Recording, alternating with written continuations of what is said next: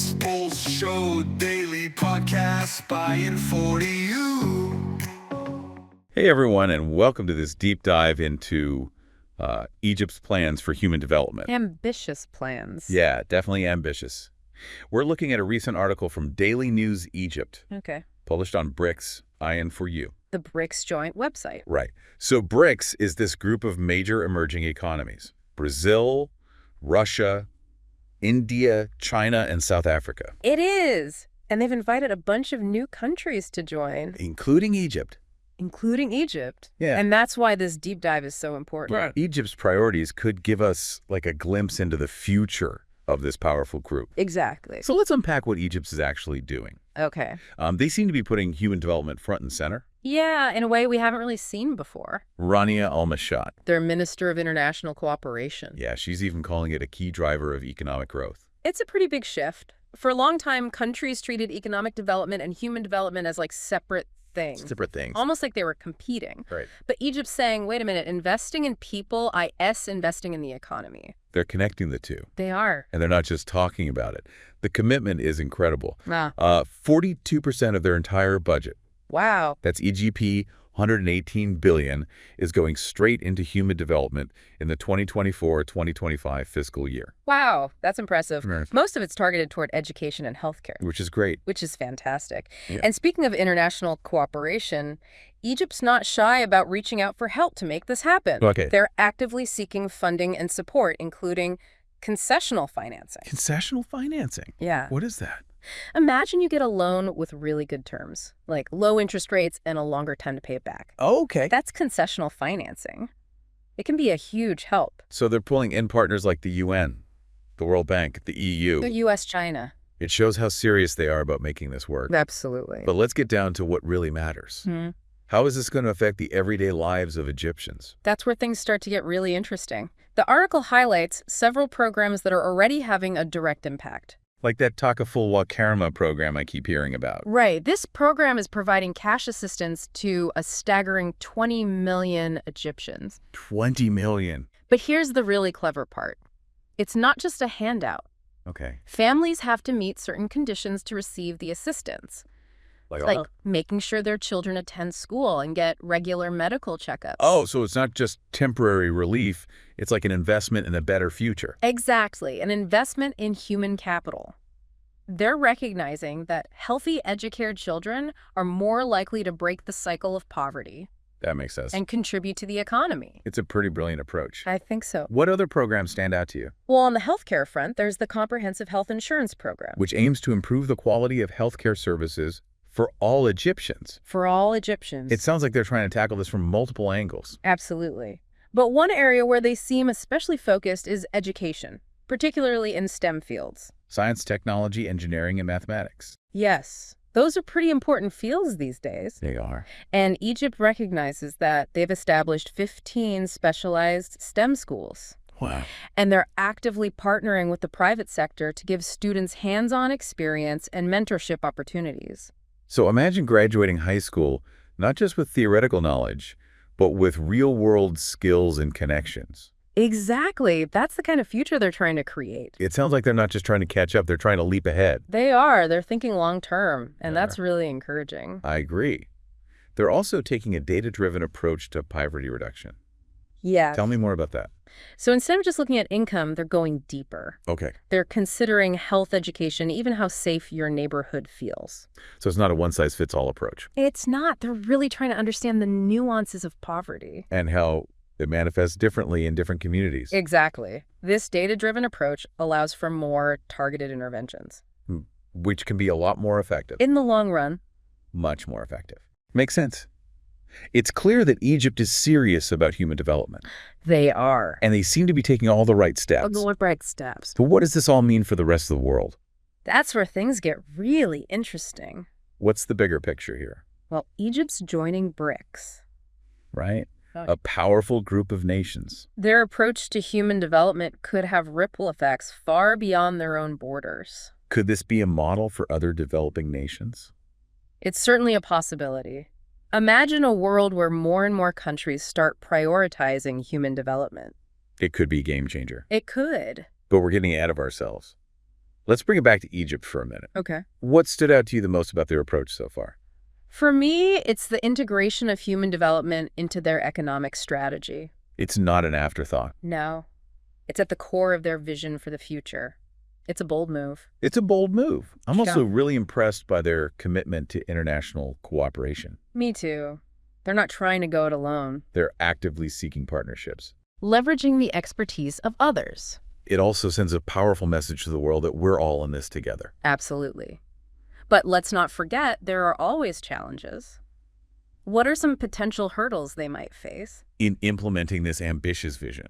Well, for one thing, it's not always easy to translate grand visions into concrete action on the ground. Right. They'll need to address issues like corruption Streamline bureaucracy. and make sure that resources actually reach the people they're intended for. It's one thing to allocate funds. It's another to make sure those funds are used effectively. And efficiently. Another challenge will be measuring the impact of these programs. It's not just about economic growth. It's about quality of life. Access to opportunity. Overall well-being. They'll need to develop robust metrics to track progress. And make adjustments as needed. And, of course, there's the ever-present challenge of maintaining political will. This focus on human development needs a sustained commitment. Not just from the government. From society as a whole. It's a marathon, not a sprint. Exactly. Well, despite these challenges, there's a lot to be optimistic about. There is. Egypt's vision for human development is bold and inspiring. It is. And it has the potential to create a brighter future for millions of people. For millions of people, it's a story worth following closely. But we've covered a lot of ground already. Let's pause here and pick up the conversation in part 2 of this deep dive. Welcome back to our deep dive into Egypt's ambitious plans for human-centric development. It's been a fascinating journey so far. In part 1, we talked about how Egypt is really weaving human development into their economic strategy. It's not just an add-on. It's a core part of their plan. And they're putting their money where their mouth is. Especially in areas like education and healthcare. Critical for human development. But let's zoom out a little. Could Egypt become a model for other nations? That's the million-dollar question. And it's especially relevant with Egypt joining the BRICS alliance. Think about the influence they could have. So how would this model work? What's the blueprint? Imagine this Egypt's approach basically says, hey, if you want a truly thriving economy, you absolutely have to invest in your people.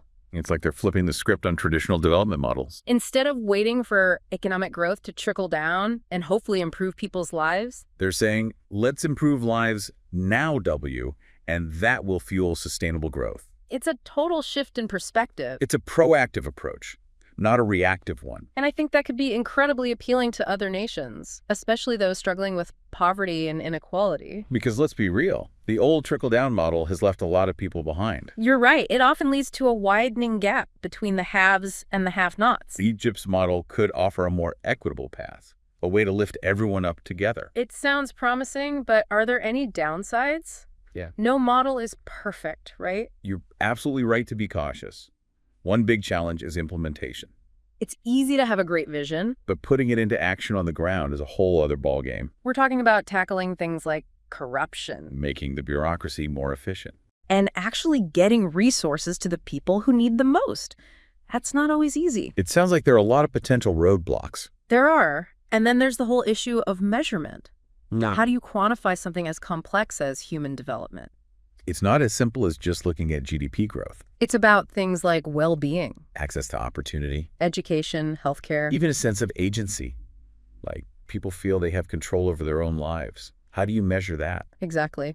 Egypt's developing that multidimensional poverty index we talked about earlier. Right. And that's a step in the right direction. Takes a much broader view of poverty. But developing truly comprehensive metrics that capture the whole picture of human development, that's a work in progress.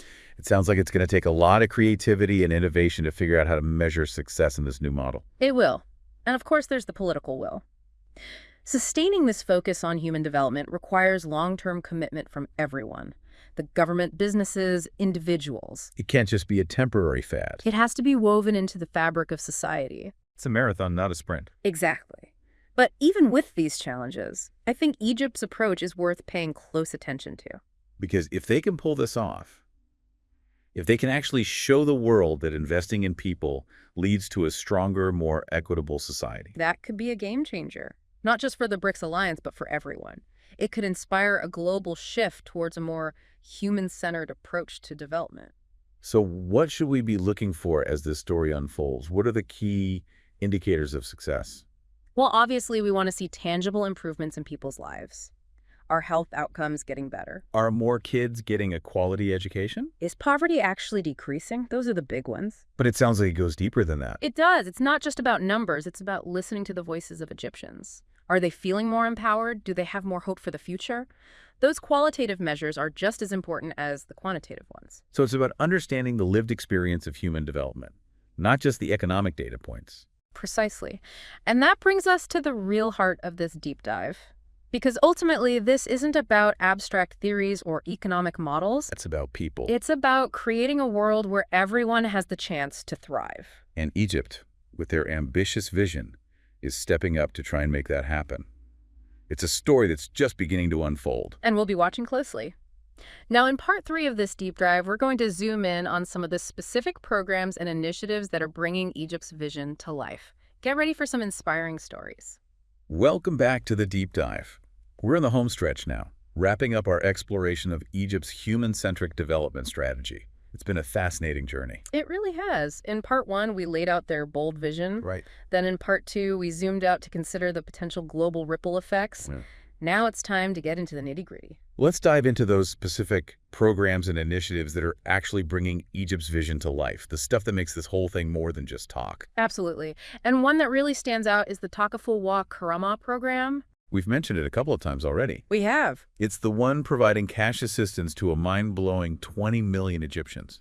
That's a lot of people. What's the strategy behind it? Think of it as a safety net, but a really smart one. It's designed to reduce poverty and inequality, but it's not just about handing out money. There's a brilliant twist. Okay, I'm intrigued. What's the catch?